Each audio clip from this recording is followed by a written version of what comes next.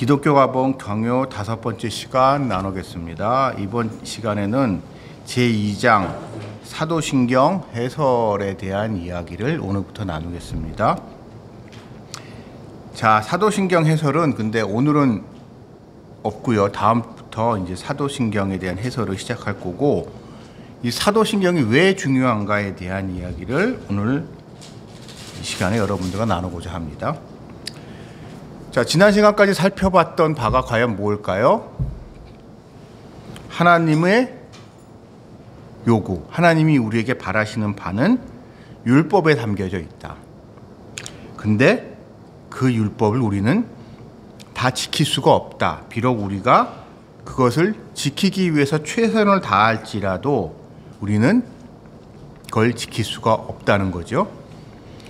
그래서 우리가 지키지 못한 것에 대해서 우리는 마땅히 그것에 책임을 져야 되고 심판을 받아야 하지만 그것을 피할 길을 하나님은 주셨는데 그것이 하나님의 자비, 하나님의 사랑을 의지하는 거다라는 것을 지난 시간까지 여러분들과 나눴습니다. 저는 이것을 비유로 표현하면 이런 것 같아요. 자, 우리가 살면서 운전을 합니다. 아마 지금 이 동영상을 보시는 분들 중에 많은 분들이 운전을 하실 거예요. 근데 우리가 운전을 하면서 마땅히 지켜야 할 것들이 있습니다. 교통규범이 있죠. 근데 우리 좀 솔직해집시다. 우리가 운전하면서 교통규범을 100% 칼같이 지키는 게 현실적으로 가능한가요? 불가능하죠. 만약에 우리가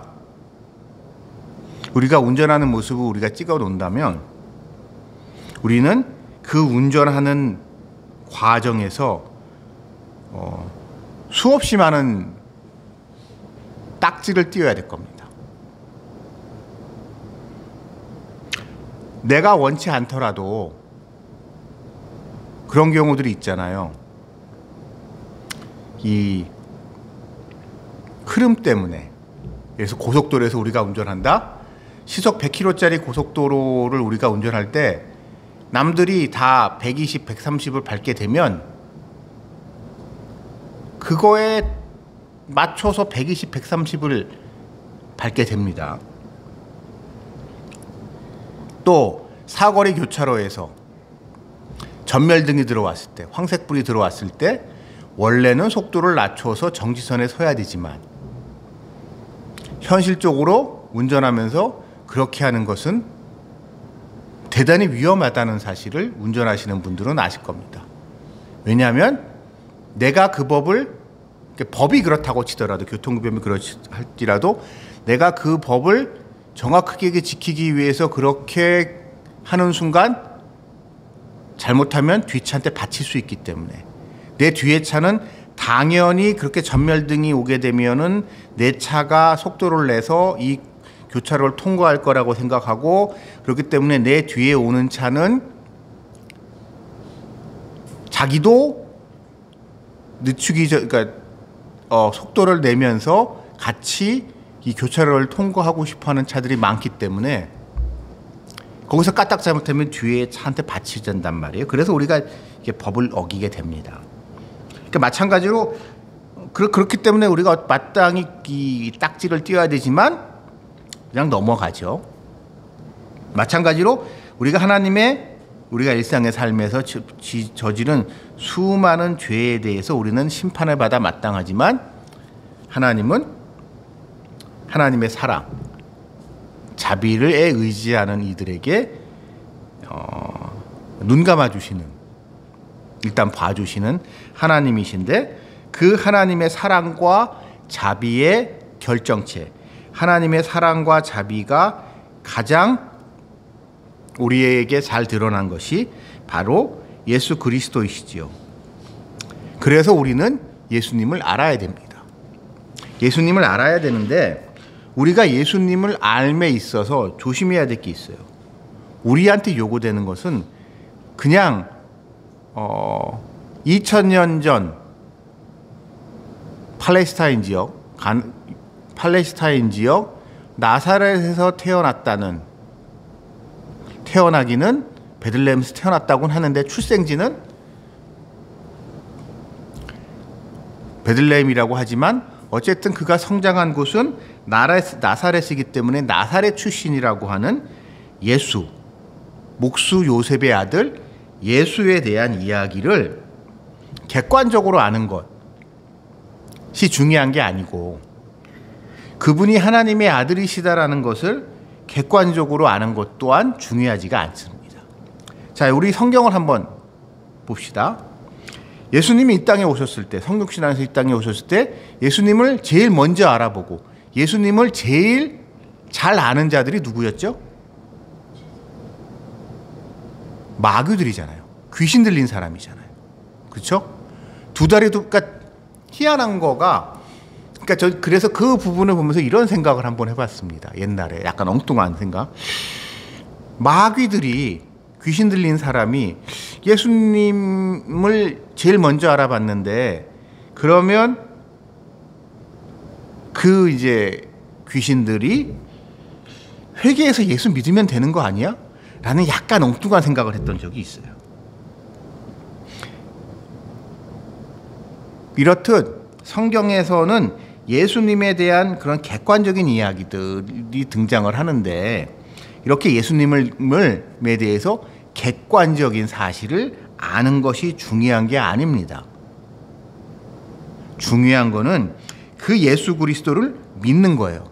이 성경에 나와 있는 한 인물, 청년 예수를 구주로 영접하고 그가 하나님의 아들 그리스도이심을 고백하고 그로 말미암아 우리가 죄에서 구원받을 것이라는 이 성경의 말씀을 믿는 겁니다. 제 흥미로운 게 이런 게 있어요. 예수님에 대한 그냥 성경 말씀에 주로 나와 있는 몇몇 토막 구절을 경우에 따라서는요, 우리 교회 다니는 사람들보다 교회 안 다니는 사람들, 특히 교회를 싫어하는 사람들이 더 잘 아는 경우들도 있어요. 왜냐하면 그 사람들은 교회를 공격하기 위해서 성경을 우리보다 더 치밀하고 꼼꼼하고 그래서 우리의 허점이 무엇인지를 공격하려고 하기 때문에 그 사람들이 더 성경의 내용을 어떤 면에서는 더 잘합니다. 내용 그 자체는. 근데 그 사람들은 기본적으로 뭐예요? 믿을 생각이 없어요. 믿지 않으려고 작정한 인간들이에요. 그렇기 때문에 그런 사람들한테 이 말씀은 생명의 말씀이 아니죠. 그렇기 때문에 우리에게 중요한 것은 이 성경 말씀, 성경에 기록되어 있는 예수님의 말씀이 생명의 말씀이고 이 생명의 말씀을 통해서 우리가 구원받는다는 그러한 믿음, 그 믿음을 갖는 것, 아는 것이 중요한 게 아니라 그걸 가지고 우리가 알게 된 사실을 우리가 믿고 신뢰하는 것, 그것이 중요합니다. 근데 이 믿고 아는 것은 우리가 직접 알 수 있는 게 아니에요. 여러분, 우리가 이제 그런 생각을 가끔 하실 수 있습니다. 신앙생활 하다 보게 되면 하나님을 직접 만나보고 싶다. 하나님, 그러니까 좀 위험할 수 있는데, 성경책 굳이 읽을 필요가 뭐 있나? 내가 기도해서 내가 하나님을 짠 만나면 되는데, 응? 성경 하나님을 직접 경험해보고 싶어 하시는 분들이 있을 수 있습니다. 신앙생활을 잘 하시는 분들조차도 물론 성경 말씀도 잘 알고 평소에 경건생활도 잘 하시는 분들 중에도 내 마음속에 하나님을 직접 만나보고 싶고 하나님을 직접 경험해보고 싶다라는 생각을 드실 수가 있는데, 여러분 그런 생각이 있으시다면 가능하면 그런 여러분 생각을 내려놓으십시오. 그 위대한 모세조차도 감히 하나님의 얼굴을 직접 보지 못하고 바위 틈 사이에 숨어서 뒷모습만 겨우 봤단 말이에요. 우리는요, 하나님을 직접 경험해서는 안 된다는 게 성경의 기본적인 입장입니다. 이는 우리가 감당할 수 있는 것이 아니기 때문이에요. 모세와 마찬가지로. 감히 우리가 쳐다볼 수 없는, 인간과 하나님은 너무 다르기 때문에. 그러니까 예를 들어서 이런 겁니다. 우리가 하나님한테 무언가를 기도합니다. 기도하면서 하나님, 이걸 할까요? 저걸 할까요? 이 길로 갈까요? 저 길로 갈까요? 라고 하나님한테 구할 때가 있어요. 근데 저희 여러분, 제가 감히 말씀드립니다. 여러분이 그렇게 하나님한테 구할 때 하나님의 응답대로 갈 자신이 있으신가요?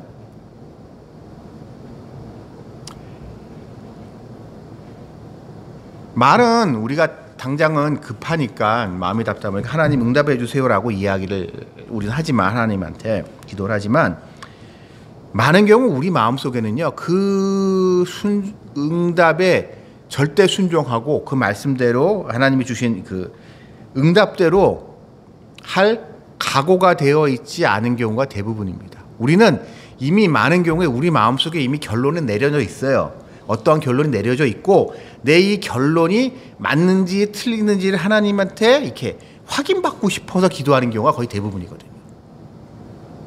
근데 그렇기 때문에 우리는 차라리 하나님을 직접 경험하지 않고 응답받지 않는 게 차라리 낫습니다. 왜냐하면 우리의 이 욕심 때문에 이 말씀을 왜곡하고 기도의 응답을 제멋대로 왜곡하는 경우가 많기 때문이죠. 그래서 우리의 신앙생활에 있어서 이 믿음이라는 것의 기초에는 우리의 이러한 생각, 우리의 느낌, 이러한 감성이나 이성 이런 거를 완전히 내려놓고 이것을 초월한 그러한 믿음이 요구되는 겁니다. 그러한 믿음을 가지고 하나님이 우리에게 보편적으로 요구하시는 바를 담고 있는 성신앙생활의 일반적인 사항 모두에게 보편적으로 적용될 수 있는 이 성경 말씀을 그렇기 때문에 우리의 신앙의 기초로 삼아야 됩니다. 또한 그 성경을 읽을 때 우리의 마음 또한 우리의 이런 타락한 이성, 감성 이런 거를 내려놓고 말씀을 말씀으로 받아들일 자세가 되어 있어야 되죠. 그래서 하나님은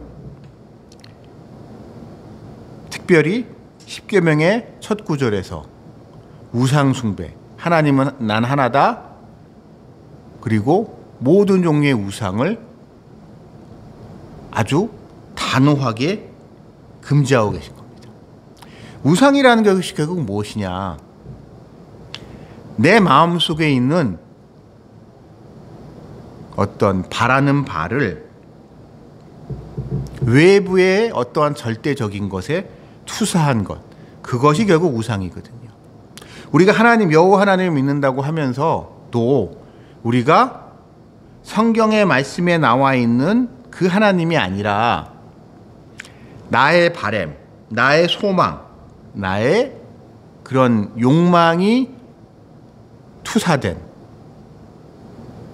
그래서 그것의 정당성을 부여받고 싶어하는 것, 그러니까 절대의존 감정이라는 표현을 쓰는데요.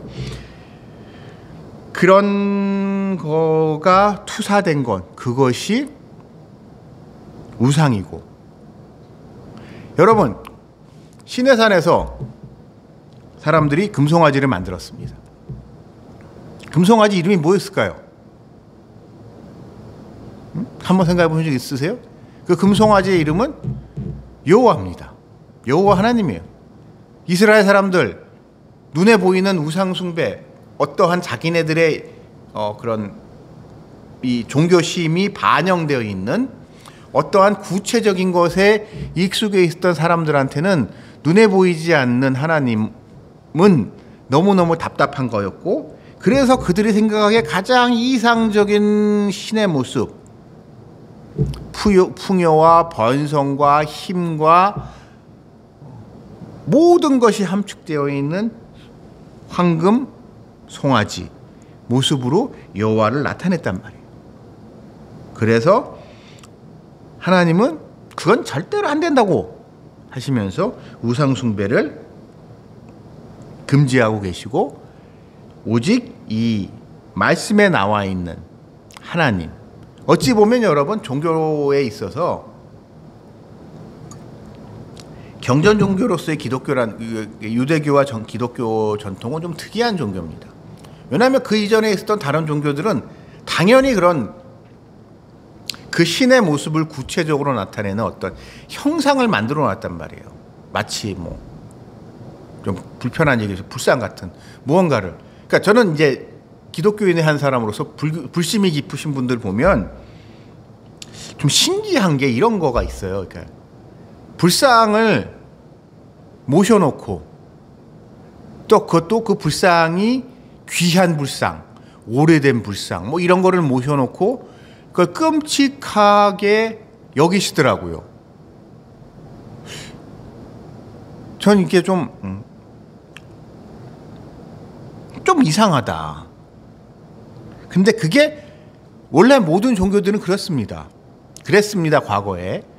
근데 유대인들, 그러니까 히브리인들의 여호와 신앙은 이 여호와라는 신이 특이하게 나를 어떤 그런 구체적인 형상으로 만들지 말고, 내가 이제 너희한테 준 이 선지자 모세를 통해서 이 돌판에 새겨준 이 율법, 이거나 잘 지켜, 십계명이나 잘 지켜라고 한 특이한 종교인 거거든요. 그렇기 때문에 우리는 그런 가시적인 것, 눈에 보이는 것이 아니라 이 기록된 성경의 말씀을 잘 믿어야 되는데, 이 성경된 기록 말씀의 믿음은 무엇이냐? 삼위일체 하나님, 성부 하나님, 성자 하나님, 성령 하나님에 대한 믿음을 말씀하고 계십니다. 그래서 여기로부터 참된 기독교 신앙이라는 것이 만들어졌고, 이 기독교 신앙을 공개적으로, 객관적으로 사람들한테 보여주는 것이 바로 이 성례와 성례 중에 하나인 예배인 거죠. 그래서 모든 성례전은 세례건을 비롯한 모든 성례전은 성부와 성자와 성령의 이름으로 진행이 됩니다. 즉 우리의 신앙 고백의 대상은 하나님, 한 분 하나님이시지만 그 한 분 하나님이신 것이 다가 아니라 그 한 분 하나님은 삼위일체 하나님이시로서 성자 하나님, 성부 하나님, 성자 하나님, 성령 하나님이라는 각각의 세 위격으로 계시는 하나님을 믿는다는 점에 있어서 우리 기독교가 다른 종교와 비교되는 고유한 특징입니다. 이것 때문에 결국 기독교는 유대교와 같이 할 수 없었죠. 유대교에서는 우리 잘 아시는 것 같이 성자 하나님만, 아버지 하나님만 하나님이고, 예수님은 이제 위대한 선지자로 보는 거고, 그럼 성령은 어떻게 볼까요? 우리는 이제 하나님이 성령을 통해서 우리와 이렇게 관계를 맺는다고 생각하잖아요. 그래서 근데 이 유대교, 이슬람도 마찬가지인데 이런 극단적인 그러니까 전형적인 유일신 신앙에서는 성령은 일종의 천사 같은 거로 이해를 합니다. 그러니까 천사라고 생각을 하더라고요. 그래서 이러한 결정적인 차이를 우리 기독교는 가지고 있습니다. 자, 그러면 우리 기독교를 고유의 특징인 이 삼위일체 하나님을 이야기하는 이 삼위일체 교리인가는 무엇이냐? 그것은 성부 하나님, 성자 하나님, 성령 하나님 이 세 분이 각각 계시다는 건데 이 각각 개별적인 실체를 가지신 분들이신데 그래서 세 위격이라고 얘기를 하는 건데 이 분들이 영적으로는 하나다. 즉 신적으로는 동일 본질이신 분이다. 같은 하나님이다. 그래서 완벽하게 영적으로는 하나인 분이시기들이라는 점을 주장을 합니다. 성경을 근거로 해서. 그래서 이게 말이 길지 않아요? 이 이야기를 이제 정리한 표현이 삼위일체라는 교리입니다. 근데 사람들 중에 기독교 교파들 중에도 이 삼위일체 교리를 거부하는 이단들이 있어요.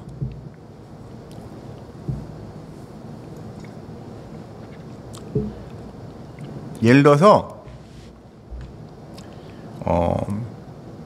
요즘은 자기네들 그러지 않는다고 이야기하는데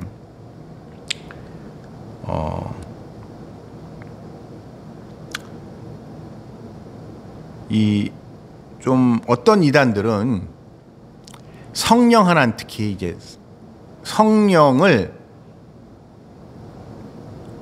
아버지와 아들의 하위 개념으로 생각을 해서 아까 얘기했듯이 무슨 천사 비슷한 존재 아니면 우리와 늘 함께 동행하는 게 아니라 하나님이 자기의 뜻을 자기의 권능을 나타내고 싶을 때 잠시 전해지는 어떠한 신적인 능력 마치 조금 이제 표현을 하게 되면 이게 충전되는 거 있잖아요. 우리가 배터리 우리 영화 같은 거 보게 되면 이게 슈퍼맨 같은 사람마다 이런 슈퍼 히어로가 막 뭔가를 해요 하다가 이제 힘이 떨어지게 되면 배터리가 이제 힘이 딱 떨어졌을 때 뭔가 이제 탁 들어가게 되면 이제 다시 이제 이 힘이 솟구치면서 이제 놀라운 일을 한단 말이에요. 약간 그런 식으로 성령을 이해하는 성령은 우리와 평소에 늘 동행하시는 분이 아니라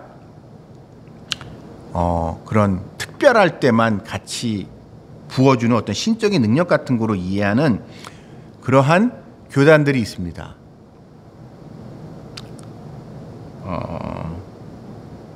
그래서 그런 것들은 근데 그런 사람들이 그러면 왜 성경 그런 삼위일체 교리를 거부하냐?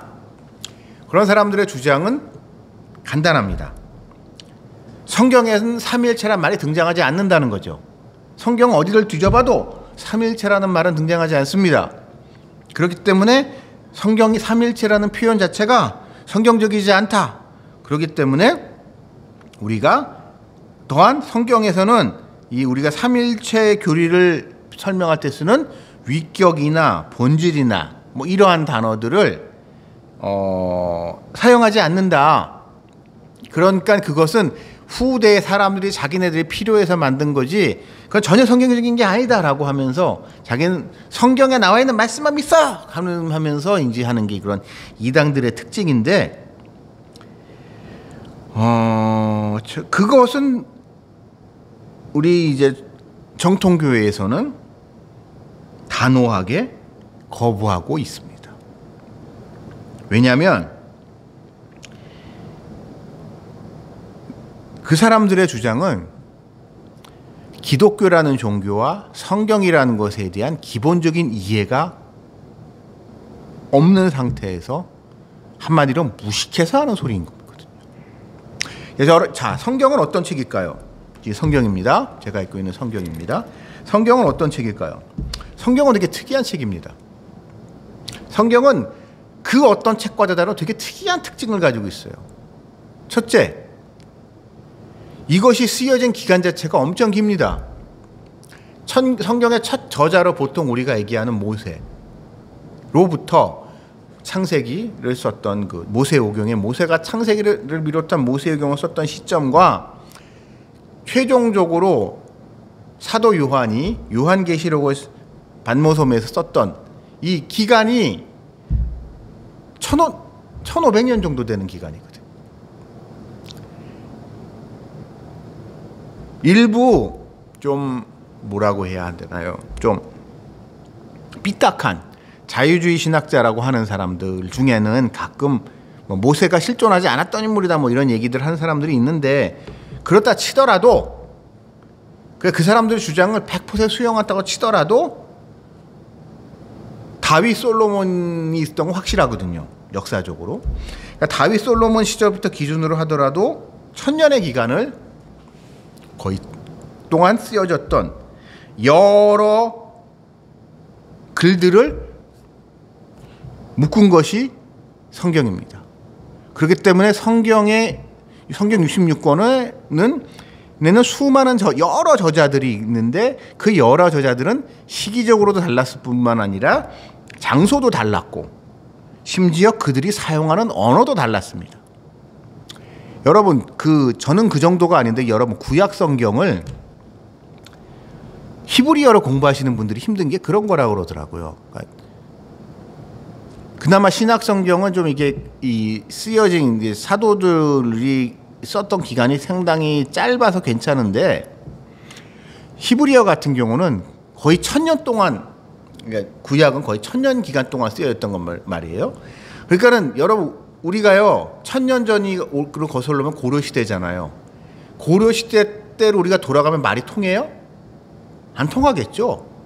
우리가 세종대왕께서 만드신 용비어 청가를 비롯한 를 봐도 우리가 어렴풋이나마 뜻을 이해할 뿐이지 그 말을 그냥 봐가지고는 잘 이해가 안 되잖아요. 표음 문자의 특성상. 마찬가지로 히브리어도요, 이 안에 이 언어적 변화가 되게 심합니다. 이렇게 성경에는 되게 다양성이 있어요. 되게 다양해요. 그래서 성경을 여러분 우리가 그냥 무턱대고 읽다 보면은 어떤 혼란에 빠질 수가 있냐? 여기선 이 얘기하고 저기선 저 얘기를 해요. 성경에 나와 있는 내용이 서로 뭔가 불일치되는 것 같은 생각이 들 수도 있어요. 여러분 만약에 그런 생각이 드셨다면 그거는 극히 당연합니다. 그만큼 여러분이 말씀을 열심히 읽었다는 얘기거든요. 왜 그러냐? 결국 성경이라는 게 이렇게 긴 기간 동안 선지자들과 사도들이 남겨놓은 글들을 최종적으로 교회에서 이것이 전승되어 오다가, 이래서 내려오다가, 그러니까 전승의 중요한 부분은 또 이것도 있어요. 구전전승이었겠죠. 구전전승이었을 것이고, 또한 이제 여러 군데서, 그러니까 구전전승이라는 거의 특성상 이 지역에서 구전전승으로 내려온 내용하고 저 지역에서 내려온 구전전승에 차이가 있을 수밖에 없단 말이에요. 사람이 하는 일인지라. 그러다 보니까 성경엔 되게 다양한 이야기들이 있지만 그 말씀이 또한 하나님의 말씀이다. 하나님이 우리에게 계시로 주신 말씀이다라고 생각을 해서 교회는 이것들을 묶어서 성경이라는 것을, 우리가 알고 있는 성경이라는 것을 만듭니다. 근데 여러분, 이 성경은 그래서 그 안엔 다양한 이야기들이 있는데, 그 다양한 이야기들의 안에 어떠한 상하가 있을까요? 이 말씀이 더 중요하고 저 말씀은 덜 중요하고. 유대인들은 그렇게 생각을 해요. 유대인들은 토라, 그러니까 토라 중에 모세오경이 제일 중요하고, 시가서는 뒷고, 같은 역사서 내에서도 열왕기가 우선이고 역대기는 나중으로 보고, 이런 이게 수준 차이를 두는데, 우리 기독교에서는 그렇게 보지 않아요. 우리 기독교에서는 성경 66권은 동일한 신적 권위를 가지고 있다고 생각을 해요. 그래서 이 66권의 방대한 이야기들을 체계적이고 종합적으로 이렇게 다듬어야 돼.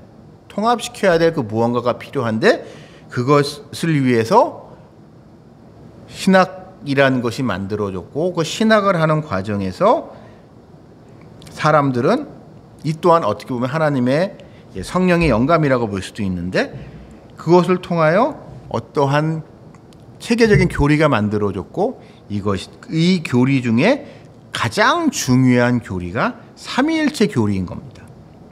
여러분 삼위일체 교리가 왜 중요하냐? 특히 칼빈 시절에 좀 역사적 설명을 좀 드릴게요. 칼빈이 살아있던 시절은 기독교가 잘 나가던 시절이 아닙니다. 세계사적으로 봤을 때. 오히려 이 시대는 기독교가요. 이슬람의 침입으로부터 자기 자신을 지키기에 급급하던 그러니까 제가 수업 시간에 지난 시간에 말씀을 드렸던 것 같은데 특히 오스만 튀르크를 중심으로 한 이 이슬람권의 공격으로부터 기독교 세계를 지켜내는 것에 급급했었던 그런 시기란 말이에요. 이 시대는. 그렇기 때문에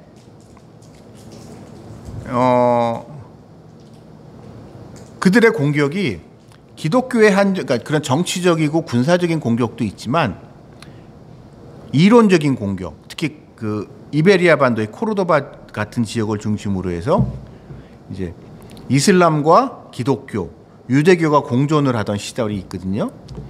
거기서 이제 많은 신학적인 논의들이 서로 의견 교환을 하는데 그러면서 이제 좋게 말하면 공존을 한 거고 나쁘게 말하면 서로 이렇게 이 경쟁을 벌이는데 기독교를 공격하는 포인트가 있단 말이에요. 그 중에 가장 핵심적인 부분이 이슬람이나 유대교가 기독교가 그 당시 이제 이베리아 상황은 기독교가 이제 약간 소수는 이슬람의 공격을 받던 그런 시대인데 이슬람이 계속 기독교를 공격하면서 삼위일체가 말이 되냐?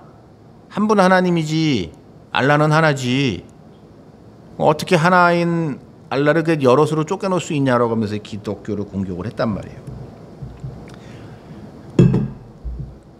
그때마다 토마스 아퀴나스, 아퀴나스를 비롯한 중세의 철학자들의 전통은 어떻게 하면은 이 삼위일체 하나님을 변증할 수 있는가, 이해시킬 수 있는가, 변호가 할 수 있는가에 모여 있었단 말이에요. 그래서 삼위일체는 양보할 수 없는, 기독교 입장에서 절대로 양보할 수 없는 최후의 여기서 더 넘어가면 더 이상 기독교가 아닌 거예요. 다른 거는 다 넘어갈 수 있어도 다른 거는 다 그냥 뭐 신학적 다양성으로 존중할 수 있어도 삼위일체는 절대로 포기할 수 없다는 것이 이 칼빈 시대 뭐 지금도 마찬가지지만 칼빈 시대의 예를 들어서 기독교 그러니까 칼빈 진영과 루터파와 카톨릭이 그렇게 박터지게 싸우면서도 이 셋이 모두 다 동의하고 있는 그 중심에는 삼위일체 교리가 있었기 때문에 이 삼위일체 교리라는 것을 중요하게 설명을 하는 겁니다. 그러면서 이것이 어떻게 만들어지게 됐는가를 강조를 해요. 자, 우리가 성경을 읽습니다. 우리가 성경 공부를 해요. 성경 공부를 하다 보면 우리가 이런 생각을 하기 쉬워요. 그러니까 성경 공부만 잘하면 됐지 골치 아픈 교리 공부 같은 거 왜 해요? 라고 생각하기 쉽습니다. 그러나 이 교리 공부를 해야 하는 것은 성경을 통합적으로 이해하기 위해서 그런 거예요. 성경 한 구절 한 구절을 문자적으로 해석하는 우를 범해서는 안 됩니다. 성경의 중요한 특징 중에 하나가 대단히 수사적인 표현이 많이 등장을 해요. 예를 들어서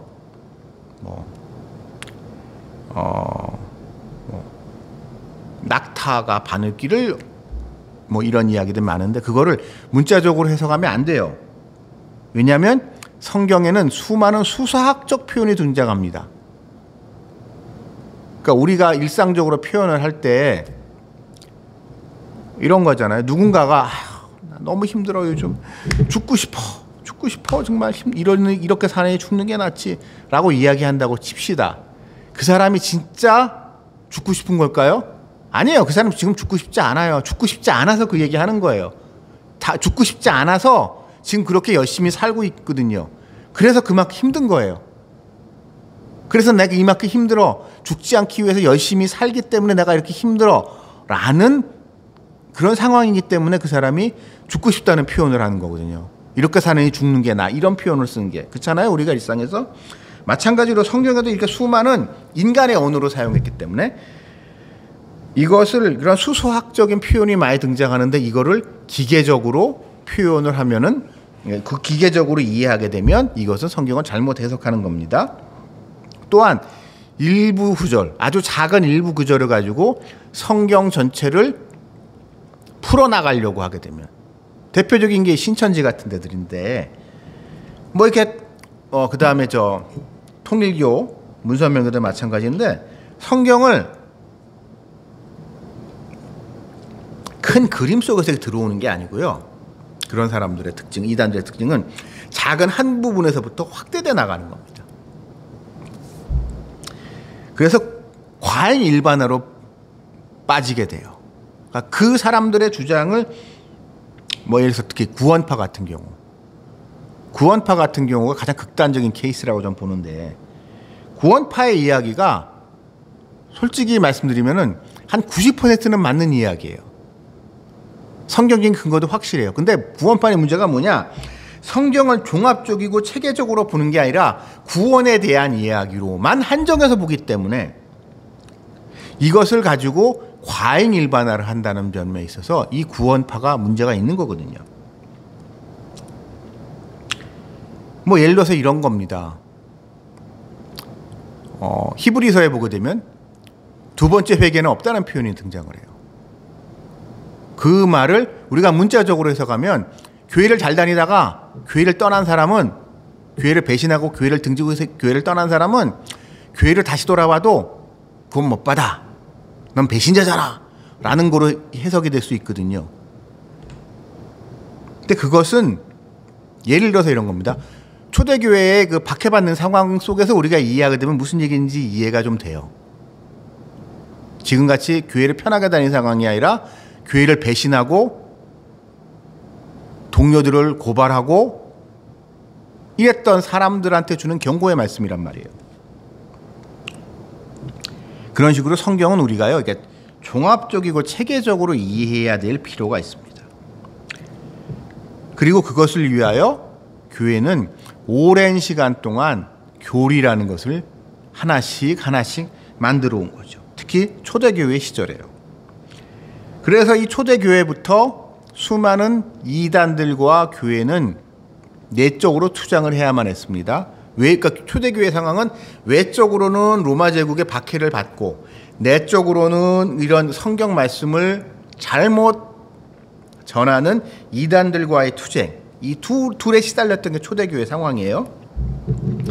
이런 초대교회 상황이 최종적으로 정리가 된 밀라노 칙령 313년 밀라노 칙령에 의하여 기독교가 공인된 이후, 그래서 교회가 세상에 이제 공식적인으로 나타났을 때 교회는 음지에서 지하에서 몰래 하던 얘기가 아니라 이제 나와서 우리 모여서 회의를 통해서 우리의 믿음을 최종적으로 정리하자라는 것 때문에 공의회라는 걸 하게 됐고, 이 공의회를 통하여 신앙을 최종적으로 확정을 합니다. 근데 이 신앙을 최종적으로 확정하는 자리에서 문제가 됐던 여러 차례 그런 자리가 있었는데, 그 자리에서 가장 문제가 됐던 두 양극단의 주장이 있습니다. 첫 번째는 아리우스의 주장이 있고, 또 다른 한 극단에는 사벨리우스라는 사람의 주장이 있어요. 근데 이 교회는, 정통교회는 이 둘의 주장을 다 배격하고 정죄하고 정통교리라는 것을 만들어서 지금까지 가지고 오는 겁니다. 이 중에 첫 번째 아리우스의 주장의 핵심은 뭐냐면요. 예수님이 하나님의 아들이신데 어떻게 하나님과 같을 수 있냐는 거예요. 우리가 이게 인간적으로 생각을 해봅시다. 인간적으로는 맞는 이야기죠. 인간적으로는 맞는 얘기예요. 왜냐하면 하나님이 천지를 창조하셨어. 그러니까 일자야. 근데 그러면 거기로부터 무엇인 것이 나왔다 그런다면은 그럼 예수님도 거기로부터 나왔겠네. 그러니까 예수님이 그리스도가 하나님의 아들이라 그러는 거잖아요.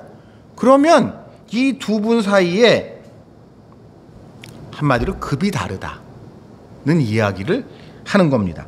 우리가 인간적인 상식으로는 이 말이 틀리다고 얘기하기는 힘들죠.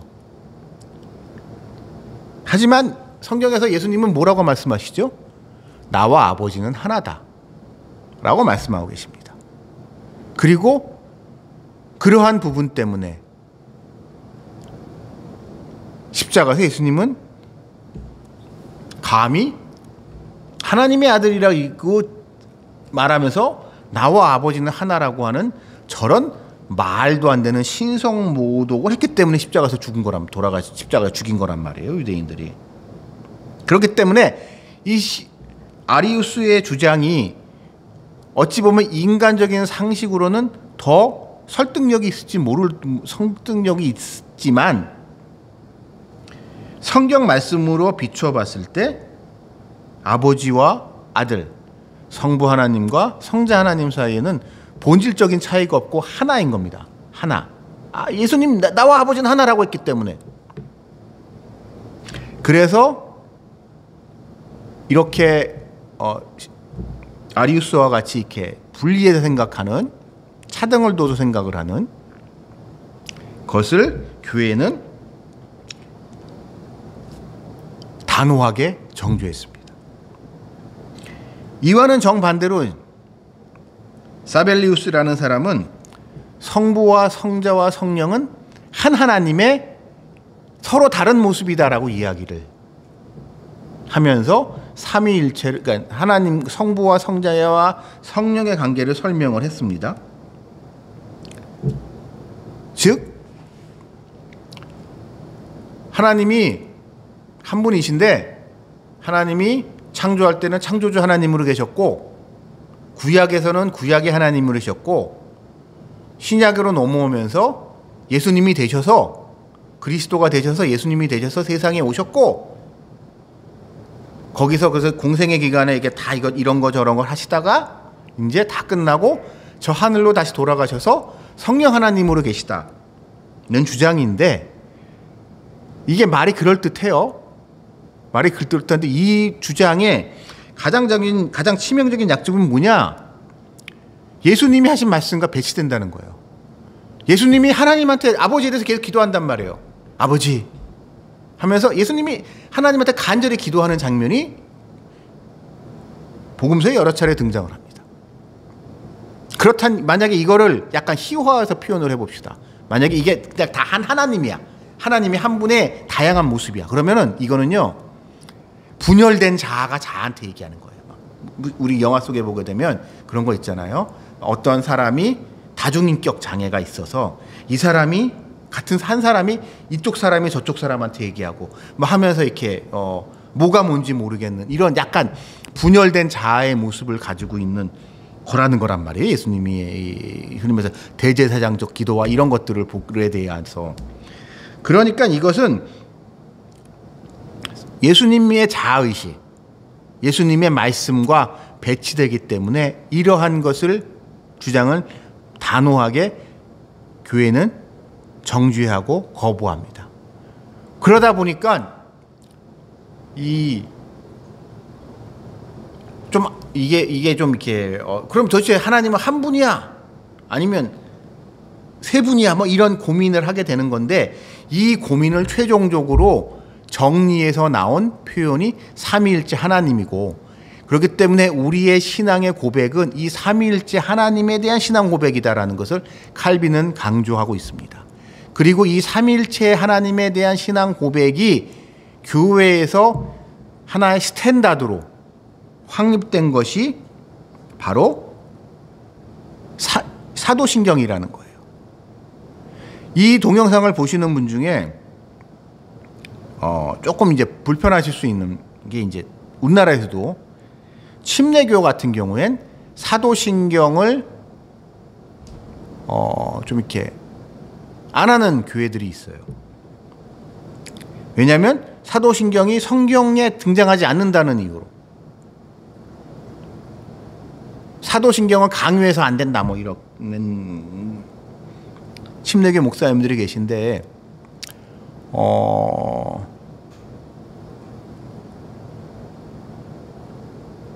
그런 주장은 종교개혁 당시부터 있던 주장이에요. 모든 성경으로 돌아가자. 성경적이지 않은 것은 모든 배격하자라는 말이 그럴듯한데 이 성경적이지 않은 것은 모두 제거한다는 것은 자칫 잘못하면 오랜 기간 교회가 쌓아온 좋은 신앙의 유산을 스스로 무너뜨리는 우를 범할 수 있기 때문에 그것을 칼빈은 단호하게 거부하면서 우리의 신앙의 기준을 사도신경으로 삼아야 한다는 점을 오늘 이 살펴본 이 부분에서 우리에게 설명을 하고 있습니다. 그러므로 여러분 다음 시간부터는 이제 칼빈 선생님이 사도신경의 한 구절 한 구절을 우리에게 설명해 주십니다. 그러니 여러분 한 주간 잘 지내시고 다음 주에 뵙겠습니다. 이상입니다. 감사합니다.